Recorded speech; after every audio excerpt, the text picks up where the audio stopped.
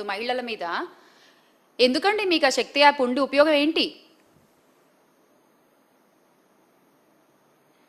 జగన్మోహన్ రెడ్డి గారి ఆలోచనలని కాపీ కొడితే సరిపోదు, ఆచరించే దమ్ము ఉండాలి, సత్తా ఉండాలి.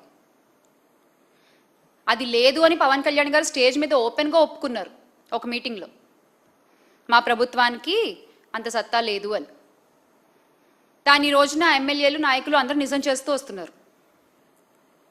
అలాగే డేట్స్తో సహా మాట్లాడుతున్నా నేను. ఈ గత సంవత్సర కాలంలో 22/7/2025 దళిత మహిళ విఓఏపై టీడీపీ నేత లైంగిక వేధింపులు ఎన్టీఆర్ జిల్లా ఇబ్రహీంపట్నం మండలంలో చిలుకూరు గ్రామానికి చెందిన ఆ టీడీపీ గ్రామ కమిటీ అధ్యక్షుడు కాటేపల్లి సుబ్బారావు ఏడాదిగా లైంగిక వేధింపులు చేస్తే భరించలేక ఆ బాధితురాలు నిద్రమాత్రలు మింగితే ఆ తర్వాత ఏడాది తర్వాత ఆ ఇష్యూ బయటకు వచ్చింది. అలాగే 21/7/2025న కేజీబీవీలో సీట్ ఇప్పిస్తానంటూ ఒంటరి మహిళపై లైంగిక వేధింపులు. పాపం భర్త చనిపోయి 2 పిల్లలతో ఆ తల్లి కూలి పనులు చేసుకుంటూ ఆ పెద్ద పిల్లని చదివించుకోవడం కోసం ఆ కేజీబీవీలో సీటు కోసం అడిగితే ఆయన మాట్లాడిన మాటలేంటి? నువ్వు నా దగ్గరికి వస్తేనే నీ పిల్లకి సీట్ దొరుకుతుంది అంట. అంటే భర్త లేని మహిళలకి మీ నాయకులు ఇచ్చేటువంటి రక్షణ ఇది. ఎంత గొప్పగా ఉందో, ఎంత అందంగా ఉందో దయచేసి ఈ కూటమి ప్రభుత్వం గమనించాలి. వారిపై తగిన చర్యలు తీసుకుంటే బాగుంటుంది, ఆ బాధితురాలకు అండగా నిలబడితే బాగుంటుంది. అలాగే 21/7/2025 జాబ్ కోసం కమిట్మెంట్ ఇవ్వాలంటూ టీడీపీ కార్యకర్త సత్సాయి జిల్లా హిందూపురం ప్రభుత్వ ఆసుపత్రిలో పనిచేసిన శానిటేషన్ వర్కర్ని కాల్లో ఏ విధంగా మాట్లాడారో ఆ వీడియో ఎంత వైరల్ అయిందో మనందరం చూసాం. 3/7/2025 యువతిపై టీడీపీ కార్యకర్త లైంగిక దాడి.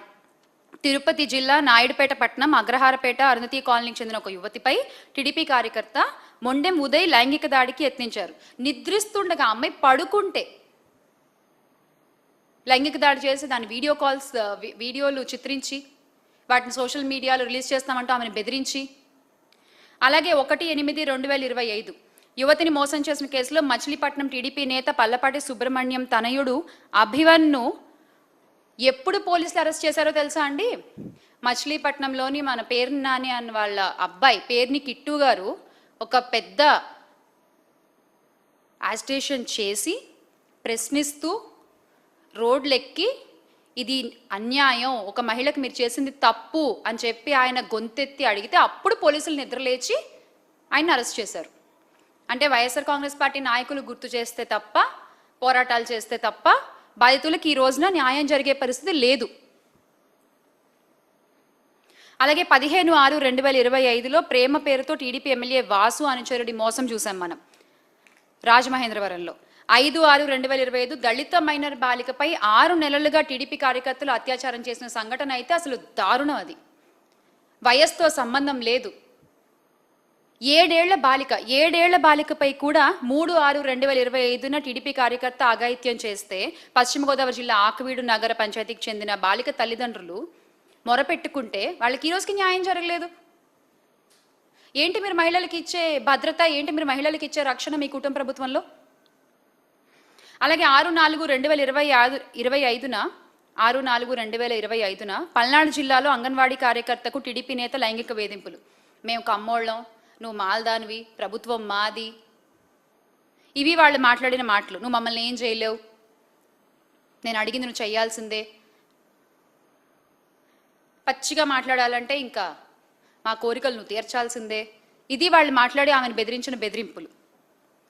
ఆమెను కాపాడాలి అన్న విషయం ఆమె ఇంకా సెల్ఫీ వీడియోలు తీసి సోషల్ మీడియాలో రిలీజ్ చేసుకుంటే కానీ చర్యలు తీసుకునేటువంటి పరిస్థితి ఉంది ఆ రోజున. అలాగే 31/6/2024లో మన హోంమంత్రి అనిత గారి ఆవిడ నియోజకవర్గంలో ఆవిడ సొంత ఇలాకాలో జరిగినటువంటి సంఘటన అనకాపల్లి జిల్లా పాయకరావుపేట కోట ఊరట్లలో 2 మహిళలు దుస్తులు చింపి జుట్టు పట్టుకుని ఈడ్చి కొట్టి వరలక్ష్మి లక్ష్మి అనే మహిళలపై దాష్టికం చేశారు టీడీపీ నాయకులు. అక్కడ దానికి ఏం సమాధానం లేదు. 17/10/2024 టీడీపీ నేతల రాసలీలలు ఆ టీడీపీ రాష్ట్ర కార్యదర్శి చంద్రబాబు గారి కుప్పం పార్టీ పరిశీలకులు గాజుల ఖాదర్ బాషా 2024 అక్టోబర్లో అది బహిర్గతమైంది. With proofs, with authentic data ఈ రోజున మనం ఇవన్నీ మాట్లాడుకుంటున్నాం. ఇక్కడ ఎంత సిగ్గుచేటు. అసలు ఏమనుకుంటున్నారు? ప్రచారాల్లో మాత్రం మేము అది చేస్తాం, మహిళలకి ఇది చేస్తాం అంటూ కబుర్లు చెప్పేస్తారు. ఆచరణలోకి వచ్చేసరికి చూస్తే ఏమీ ఉండదు. ప్రమోషన్ ఫుల్లు, ఆచరణ నిల్లు అన్నట్టు ఉంటుంది పరిస్థితి. బిల్లులు పాస్ చేయాలన్నా కూడా ఈ రోజున పిచ్చివాగుడు వాగుతూ మహిళల్ని ఇబ్బంది పెడుతున్న టీడీపీ నేతలు ఉన్నారు. వాళ్ళు పనిచేసిన పనికి బిల్లులు పాస్ చేయాలన్నా కూడా ఈ రోజున మహిళల పరిస్థితి వాళ్ళు చెప్పిన మాటలు వినడం, వాళ్ళు చెప్పినట్లుగా నడుచుకోవడం అన్నమాట.